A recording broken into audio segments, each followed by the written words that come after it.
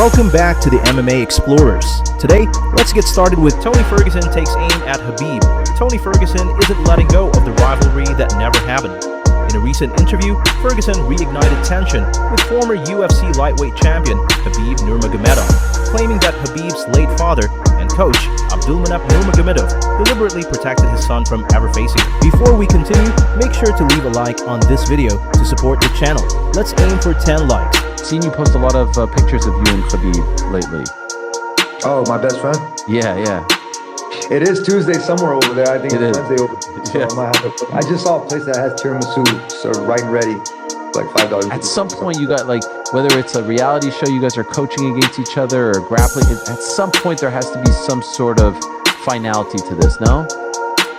Man, I'll beat him in anything, but you know, that kid's, he's my biggest fan. The one on the right, by the way, looks legit. When they showed me that, I was like, holy shit. Where were they? Like, that looks legit, man.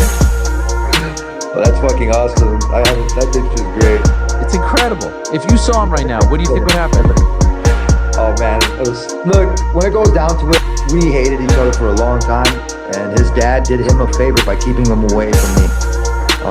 As any smart parent would do, they would fucking keep him away from danger. They felt the danger when it came into fucking these bloody fights, and Khabib, that day, he ducked out that night before.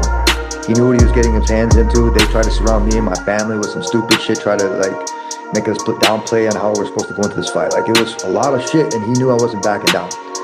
And so did his team.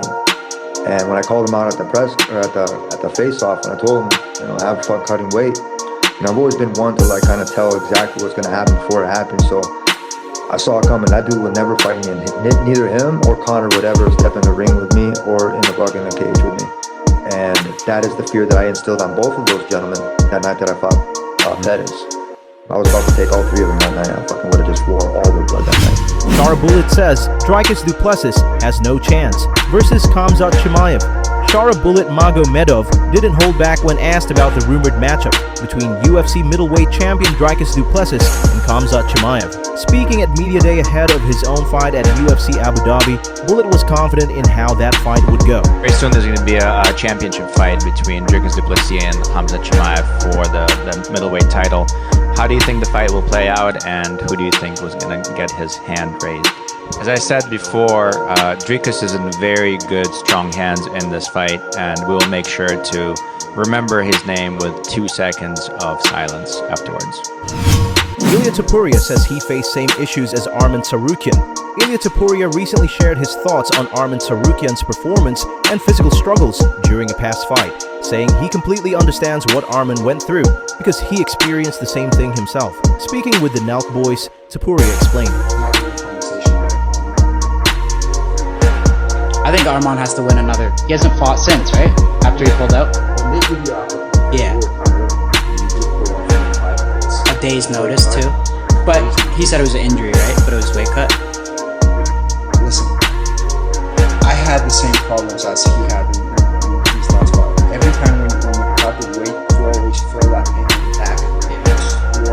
Because you are very dehydrated. Yeah. What I mean? So you don't have any water in your body, and you feel that pain. So when you get hydrated again, that feeling goes little by little and it disappears. But it takes a little bit of courage. You have to. I think if you pull out a day before, you gotta fight someone again before you get the shot right away. Robert Whittaker breaks down Chimaev versus Du Plessis. Robert Whittaker has offered a detailed breakdown of the upcoming middleweight title clash between Khamzat Chimaev and Dricus Du Plessis. And based on his own experience, he's warning fans not to count Dricus out. Whittaker said, Come back to the fight against Khamzat. You said it before that your problems with the teeth started way before the fight, so the reason why the jaw cracked was because it was on a badly hurt jaw before. What do you think if he locked the same type of move on somebody who didn't have those jaw problems like yourself? Would he crack that jaw as well? It wasn't the jaw, it was the teeth that got moved. My jaw was fine. Honestly though, I shouldn't have been in that position to begin with. You know, it's not a strong position to be in. But who knows? You know, maybe we'll find out in a few weeks. Your opinion on the championship fight that's happening in August, Dricus versus Khamzat. What do you think is going to happen, and who do you think is going to get their hands raised in middleweight? It's tricky. I think the favourite would have to be Dricus, just because, I think the favourite would have to be Dricus. The only things I can really say with any sort of certainty is that Chimaev will get Dricus to the mat. But if Chimaev doesn't finish Dricus there, I find it hard for him to win. I think the longer the fight goes, Dricus is more favourable. Chimaev has outstanding first round finishes, but every fight that's gone the distance has been close. Cory Sandhagen drops hilarious new skit ahead of UFC 320 clash. Ahead of his highly anticipated bantamweight title fight at UFC 320 against Merab Dvalishvili, Cory Sandhagen is keeping things light and funny. The top contender just dropped a brand new skit on social media, showing off his creative side once again.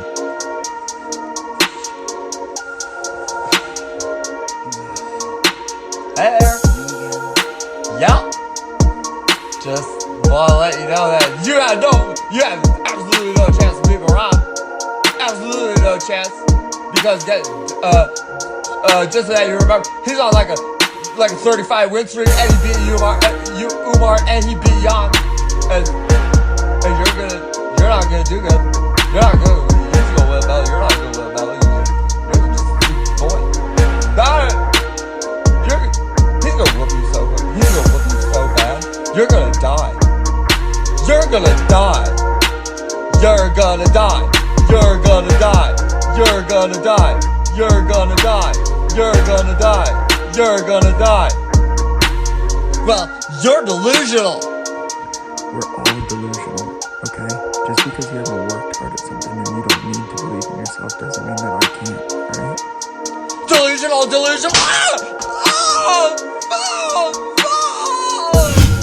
Kamaru, Usman, and Paulo Costa react to Khamzat Chimaev DM drama. During a recent episode of Pound for Pound, Kamaru Usman and Paulo Costa addressed the ongoing drama involving Khamzat Chimaev allegedly sending a direct message to Costa's girlfriend on Instagram. Paulo's wife DMing Chimaev over here putting them on blast. Khamzat will go below the waist, like Mike Tyson said. Everything goes.